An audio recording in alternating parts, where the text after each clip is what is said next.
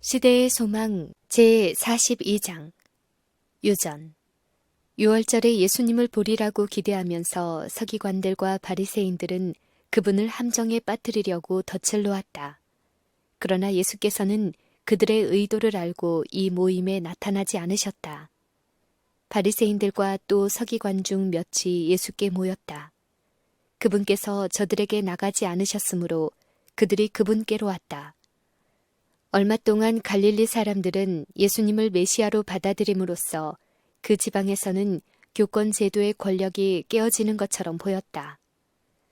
12제자의 전도는 그리스도의 사업이 확장됨을 표시하고 또 제자들로 하여금 랍비들과 더욱 직접적으로 투쟁하게 만들었는데 그것은 예루살렘의 지도자들의 시기심을 다시 한번 격발시켰다.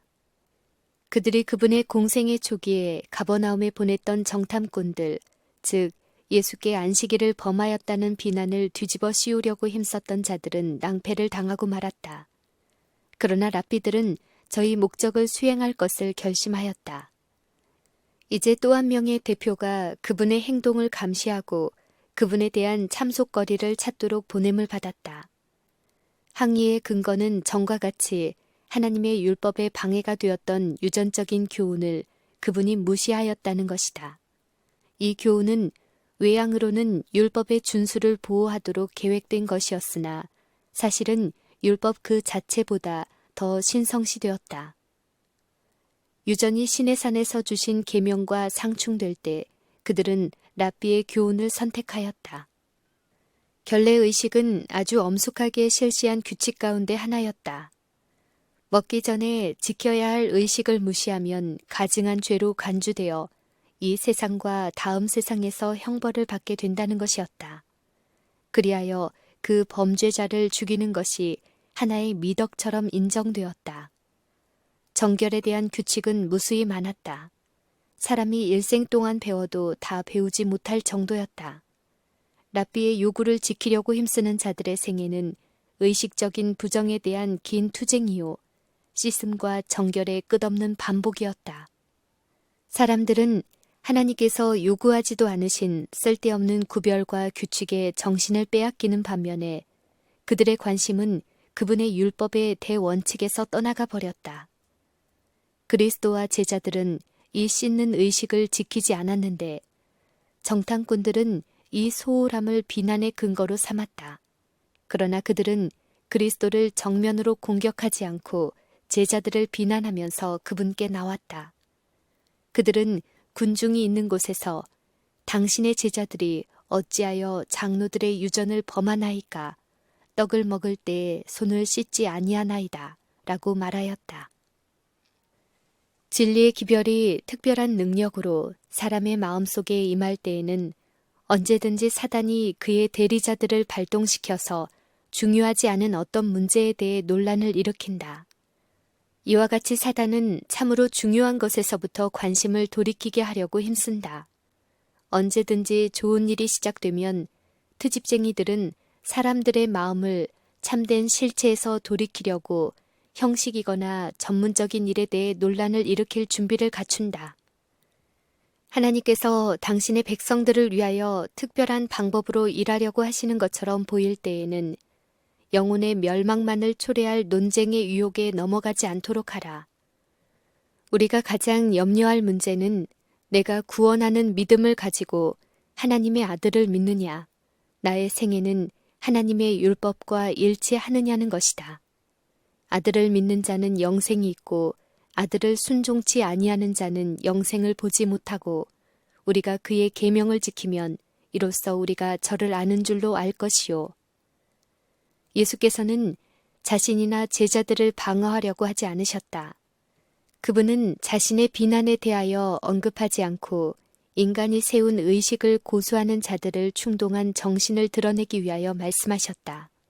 그분께서는 그들이 어떤 행동을 반복하고 있었는지 그리고 당신을 찾으러 나오기 직전에 무엇을 행하였는지에 대한 한 실증을 그들에게 보이셨다. 그분께서는 너희가 너희 유전을 지키려고 하나님의 계명을 잘 저버리는도다. 모세는 네 부모를 공경하라 하고 또 아비나 어미를 회방하는 자는 반드시 죽으리라 하였거늘 너희는 가로되 사람이 아비에게나 어미에게 말하기를 내가 드려 유익하게 할 것이 고르반 곧 하나님께 드림이 되었다고 하기만 하면 그만이라 하고 제 아비나 어미에게 아무 것이라도 드리기를 허하지 아니한다라고 말씀하셨다. 그들은 다섯째 계명을 전혀 중요치 않은 것으로 제쳐놓았지만 장로들의 유전을 준수하는 데는 엄격하였다. 그들은 사람들에게 성전을 위하여 제산을 바치는 것은 부모를 부양하는 것보다도 더욱 신성한 의무이므로 아무리 궁핍할지라도 이렇게 성별한 것 중에 어떤 부분이라도 부모에게 드리는 것은 신성을 모독하는 것이라고 하였다. 불효한 자녀는 하나님께 바친다고 하여 자기의 재산에 고르반이라는 말을 선언만 하면 평생 자신이 사용하기 위하여 그 재산을 보유할 수 있었으며 그가 죽은 후에 성전 봉사를 위해 충당하게 되어 있었다.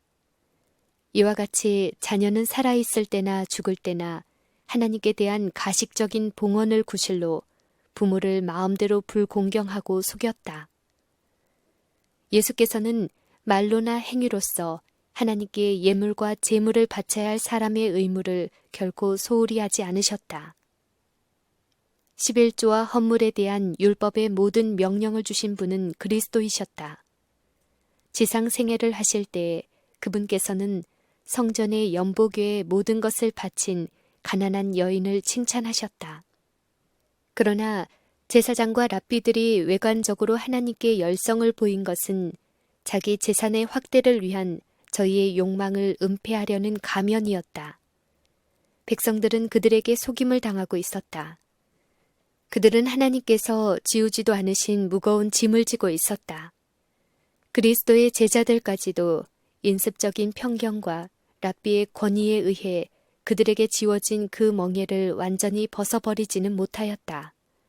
이제 예수께서는 랍비들의 본심을 폭로하심으로써 진실로 하나님을 섬기고자 갈망하는 모든 사람을 유전의 속박에서 벗어나게 하고자 힘쓰셨다.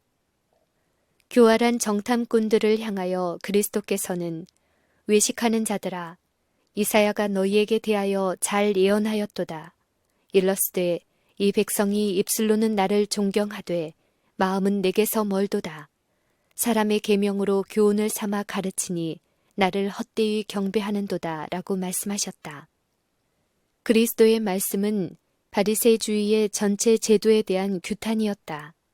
그분께서는 랍비들이 하나님의 명령보다 그들의 율법을 더 높임으로써 자신을 하나님보다 높이고 있다고 선언하셨다.